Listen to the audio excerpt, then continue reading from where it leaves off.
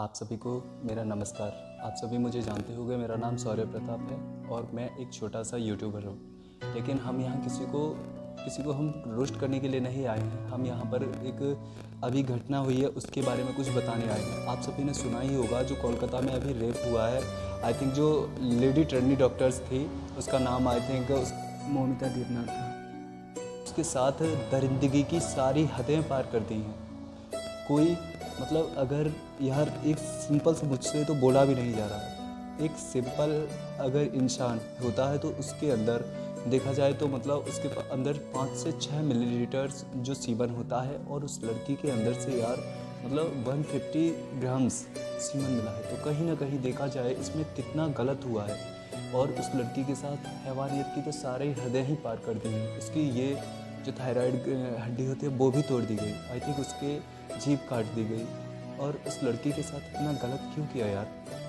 क्या उसकी इतनी गलती थी कि वो मतलब अपने इस हॉस्पिटल में जहाँ उसे जो आई थिंक मेरे यार दिमाग में भी कुछ नहीं आ रहा, मैं बोलूँ तो बोलूँ क्या। जो एक गरीब घर की लड़की PGT student I think final year थी, तो उसके करीब कुछ दिनों में एक अच्छी चाहे सर्जन मानी जाती थी। लेकिन उन कुत्तों ने साले उन कुत्तों के लिए तो मैं यही बोलूँगा, ऐसे लोगों के लिए हम लोग करते क्या हैं यार। एक कैंडल लिया और बस अगर किसी लड़की के साथ एक कोई रेप कर दिया किसी ने तो हम लोग कैंडल लेके चलेंगे और उसको मतलब यही देखेंगे कि हाँ उसे इंसाफ मिलना चाहिए।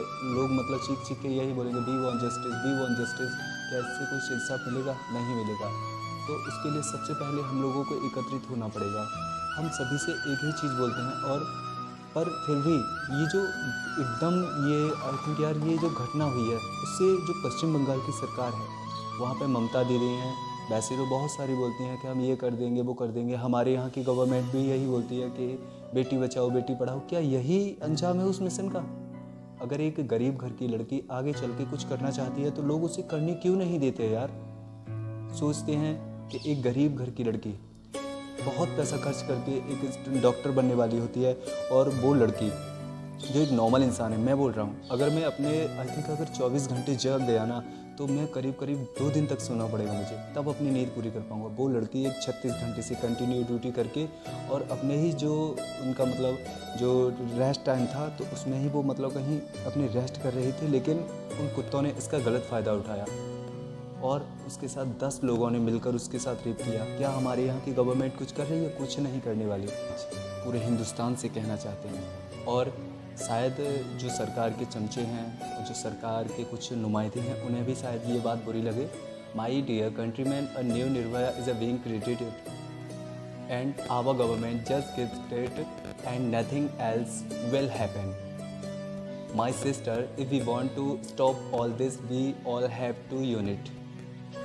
और एंड हम लोग मतलब बोलते हैं ना हमारा एक संगठन होना चाहिए। हम सरकार के भरोसे थोड़े ही हैं। हम सरकार के भरोसे बैठे रहेंगे ना तो हमारे यहाँ की बहनें हैं ना वो कभी सेफ नहीं रहेंगी। सरकार करती क्या है, आज अगर किसी क्रिमिनल को अगर पकड़ा है तो वो हो सकता है उसे 5 या 6 दिन बाद छोड़ देंगे, या अगर नहीं छोड़ेंगे ना तो उसे 8-10 साल तक जेल में रखेंगे। करते क्या है? कुछ नहीं। उससे उस क्रिमिनल का हौसला बढ़ जाता है और वो आगे ऐसी घटना करने की कई बार सोचने लगता है कि क्या होगा यार, इससे कुछ नहीं होने वाला है। मतलब सबसे पहले तो कि जेल में रहेंगे ना, किसी कोई पॉलिटिशियंस होगा, कोई कहीं कोई भी किसी का भी रिलेटेड होगा, हाँ वो उसे छुड़ा ही लेगा। एक निर्भया का केस ही देखा होगा आपने, 2012 में उसके साथ रेप हुआ और उसके चलते चलते केस कई बार डेट आई, कई बार टली, कई बार ऐसे होता चला गया। लेकिन अभी हम लोगों को ही एक्शन लेना पड़ेगा।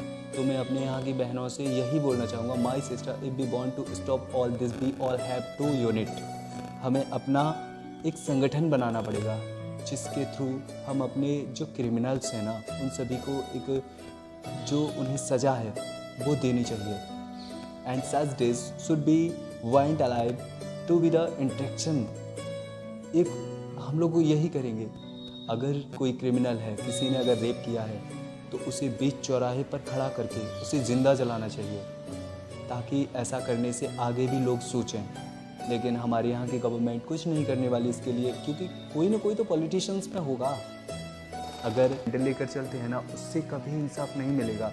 अगर हमें अपनी बहनों की अपने और जो आने वाली पीढ़ी को है अगर सही करना होगा ना तो इन क्रिमिनल्स के लिए एक कोई ऐसा कदम उठाना पड़ेगा जिससे कि ये लोग डरें। But We country is a powerful of India, and we are the critical cases. Nothing is else. So complicated. I want to see this scene and Paschim Bengal, Kolkata RG Medical College. So इस case पर हम सभी एकदम अपनी अच्छी से अच्छी टिप्पणी दीजिए, ताकि जो क्रिमिनल्स हैं उनको भी ये एहसास हो जाए कि उन्होंने जो किया है वो बहुत ही गलत है। इसलिए सभी जितनी बहनें हैं, कभी ये मत सोचिए क्रिमिनल्स कोई भी हो, क्रिमिनल्स अगर तुम्हें लगता है कि ये क्रिमिनल्स है, उसके खिलाफ कठोर से कठोर कार्रवाई कराने के पुलिस की, प्रशासन की, सभी की मदद करें। कभी उसे छूट मत दीजिएगा। अगर आज छूट दे दोगी ना, तो वो आगे चल के आपके साथ और गलत करने की सोचेगा। सो आप सभी अपने आप में इतनी पावरफुल होइए कि कोई भी अगर इंसान है, कोई अगर गलत सोचता है तो उसको ख़त्म करने का तुम्हारे अंदर जज्बा होना चाहिए। हमारे यहाँ हमारे माँ बाप एक लड़की को मतलब लक्ष्मी मानते हैं यार, और कुछ दरिंदे ऐसे होते हैं ना जो उन्हें दरिंदा नहीं बोलेंगे, उनकी तो सालों की पैदाइश ही बहुत ख़राब होती है। वो गंदे नाली के कीड़े ना जाने किससे जन्म लिया है। सो वो साले ऐसी उनकी बहनें नहीं होगी शायद, लेकिन हम लोगों की बहनें हैं। इसलिए सभी से हाथ जोड़कर विनती करता हूँ मैं कि सभी बहनें एकत्रित हो जाइए। सरकार के भरोसे मत रहिए, सरकार कभी किसी के साथ नहीं होगी भी तो क्या करेंगे। ऐसे ही पहले 2012 में निर्भया का केस हुआ था, उसको चलते कम से कम 8-10 साल हुई, तब जाके फाइनल हुआ। ऐसे क्रिमिनल्स के लिए तो ऐसा कोई कानून बनाया जाए जिससे अगर किसी ने अगर रेप किया है तो उसे बीच चौराहे पर खड़ा करके जिंदा जला देना चाहिए। तब हमारे यहाँ ये जो रेपिस्ट वगैरह है ना, जो इनके अंदर एक डर सा पैदा होगा। अगर नहीं ऐसा होगा ना तो ऐसे ही लोग, ऐसे ही हर एक रोज़, आज मौमिता है, कल निर्भया थी, और आगे भी ना जाने कितनी निर्भया बनेगी। इसके लिए सरकार कोई कठोर से कठोर कार्रवाई करे और कठोर से कठोर कानून लेके आए। सऊदी अरब में बहुत ही ज़्यादा कठोर कानून है। लोग बोलते हैं कि वहाँ का कानून बहुत ही ख़राब है, लेकिन मेरी नज़रों में वहाँ का कानून सबसे बेस्ट है। वैसा ही कानून हमारे हिंदुस्तान में भी होना चाहिए, तब जाकर ये जो रेपिस्ट हैं, क्रिमिनल हैं, इनके अंदर डर पैदा होगा। मेरी आज की वीडियो कोई किसी मतलब मैं आज नहीं बोलूँगा कि मुझे मतलब सपोर्ट करिए या लाइक करिए।